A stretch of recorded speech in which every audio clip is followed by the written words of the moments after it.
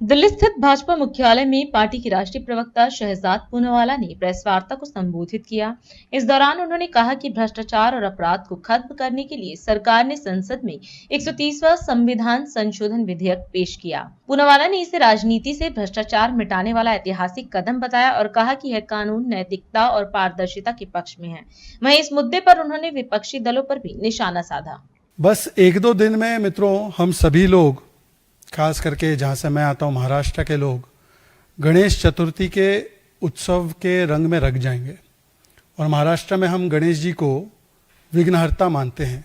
इन्हीं पदचिन्हों पर चलते हुए, इसी से प्रेरणा लेते हुए, गुड गवर्नेंस अर्थात सुशासन में जो सबसे बड़ा विघ्न है, भ्रष्टाचार और अपराध का विघ्न, इसको हटाने के लिए परम गणेश भक्त प्रधानमंत्री नरेंद्र मोदी जी की सरकार ने 130th कॉन्स्टिट्यूशन अमेंडमेंट बिल को पार्लियामेंट में लाने का काम किया।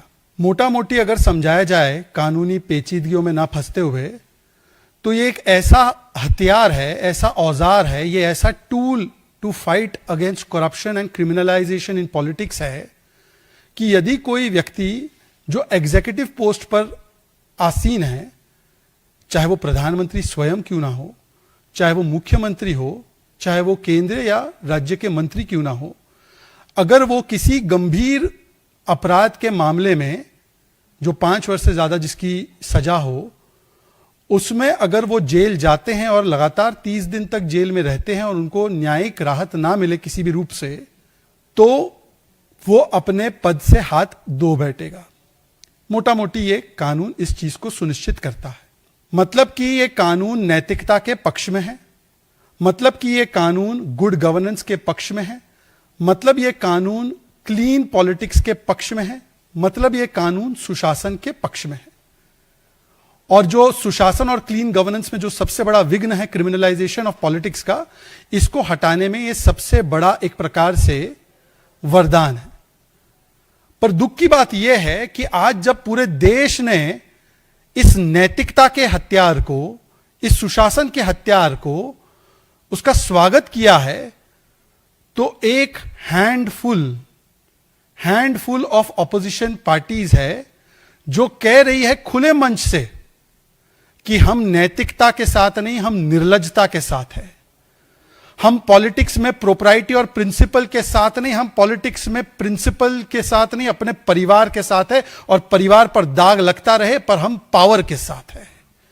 मतलब कि आज प्रधानमंत्री मोदी जी की सरकार के इस इनिशिएटिव के बाद बहुतेक लोग तो समर्थन कर रहे हैं नैतिकता and clean governance and politics of principle का, पर एक हैंडफुल ऑफ ऑपोजिशन है, जो हैंडफुल ऑफ ऑपोजिशन है वो कहता है कि हम तो निर्लज्जता के साथ। आज नैतिकता के पटल पर जो कानून लाने की चेष्टा की जा रही है, उसका विरोध कर रहे हैं। और सीचे जेपीसी जब ये मामला गया है, तो कुछ लोग तो बहिष्कार भी कर रहे हैं जेपीसी का। और ये बहिष्कार ब्रिगेड में वो भी पार्टियां हैं, अद्भुत पार्टियां, जिन्होंने जन्म लिया था भ्रष्टाचार के खिलाफ लड़ाई लड़ने की, सौगंध खाई थी।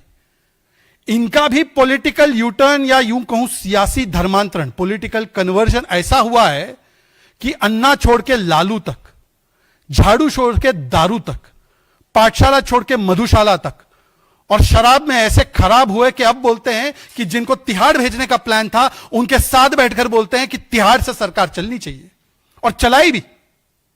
150 दिन तक तिहाड़ से सरकार चलने का अगर एकमात्र उदाहरण था, तो वो इन्हीं व्यक्तियों से था, ये जो आए थे राजनीति को बदलने के लिए। खुद कितना बदल गए।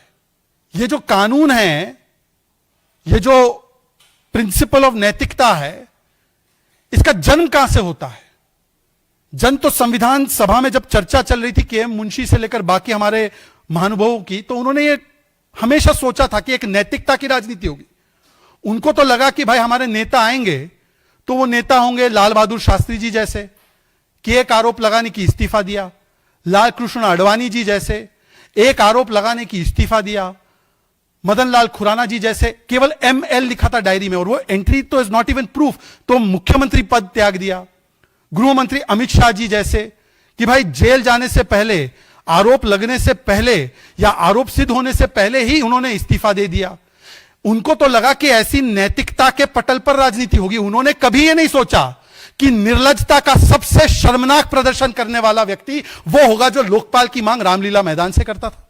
और मुझे लगता है कि इस विषय पर आज खुलकर इन विपक्षी दलों को बताना चाहिए कि वो नैतिकता के साथ है लाल बहादुर शास्त्री जी की, एल के अडवाणी जी की, या वो केजरीवाल की निर्लज्जता के साथ है, सेंथिल बालाजी की निर्लज्जता के साथ है। राष्ट्र सर्वप्रथम